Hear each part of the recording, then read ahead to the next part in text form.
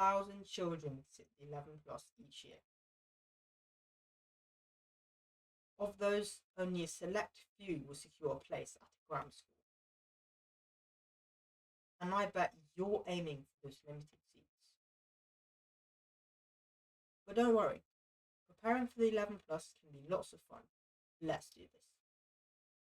Hi, my name's Abid Gupta. I've been through the same journey you or your child is going through right now. I sat the 11 plus in 2021 and got into Pace Grammar School in Gloucestershire. Along the way, I've written and published 7 books and even managed to come first twice in my 11 plus mocks. So I know exactly what this exam feels like for you, both the stress and the preparation, and I want to make it a lot clearer and easier. So, what actually is the 11 plus? The 11 plus is an entrance exam used by grammar and selective schools in the UK. It's usually taken in year 6, when you're around 10 or 11 years old. It isn't just about maths or English. It's designed to test a wide mix of subjects and thinking skills, so schools can see how you approach problems, not just how much you've memorized. However, in my opinion, learning vocabulary and memorizing pattern types helps massively. Now, there are 4 key areas which I'll discuss in more detail on the next slide. The exam usually includes 4 subjects. First, you have English. This is things like reading, comprehension, spelling, and grammar. There's maths, which is problem solving, calculations, and applying formulas in time pressure. Moving on to verbal reasoning. This is about spotting patterns in words and language. It's less about memorizing and more about logical thinking. Lastly, we have my personal favourite, non-verbal reasoning. These are puzzles and shapes. You'll get sequences, codes, and diagrams where you have to work out what comes next. It's basically an IQ test.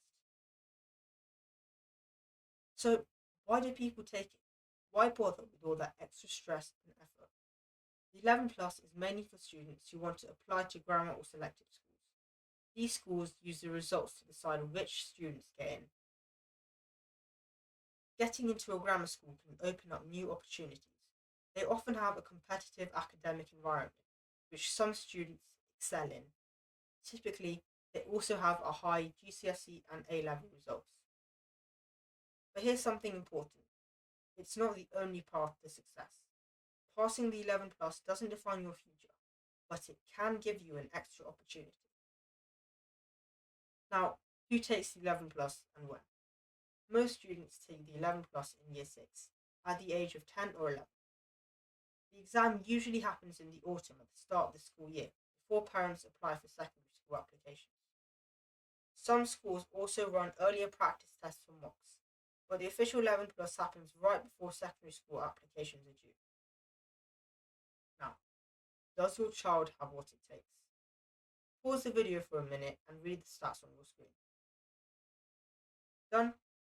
Good.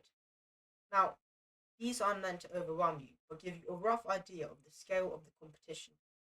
Although these big numbers can seem scary, the reality is consistent, focused effort will put you far above the majority. Remember, you can't expect 100% on every test. That's crazy. You've committed to a journey where even improving by 1% can make a massive difference. Now, here's where it gets a bit technical. Not every 11 plus is exactly the same. Many areas use GL assessment papers.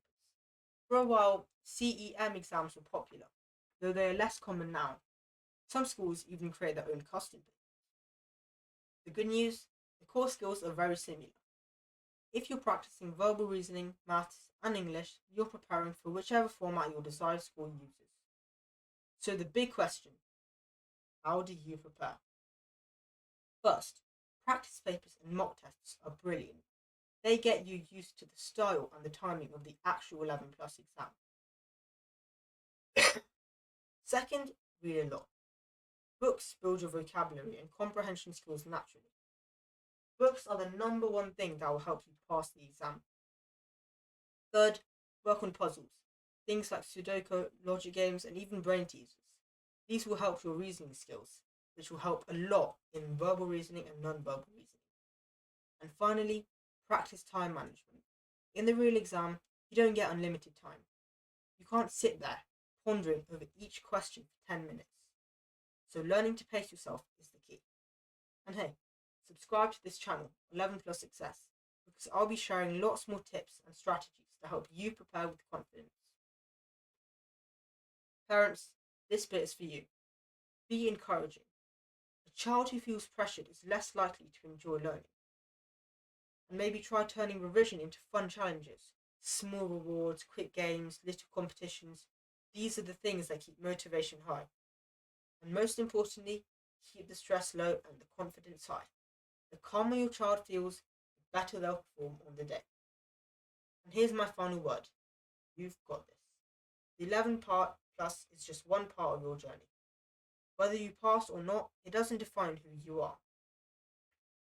The key is to learn, practice, and revise. Really, that's all there is to it. So stay curious, stay kind, and keep learning, because you are more than a test score. Thanks for watching, and don't forget to subscribe for more free guides and practice tips right here on 11 Plus Success.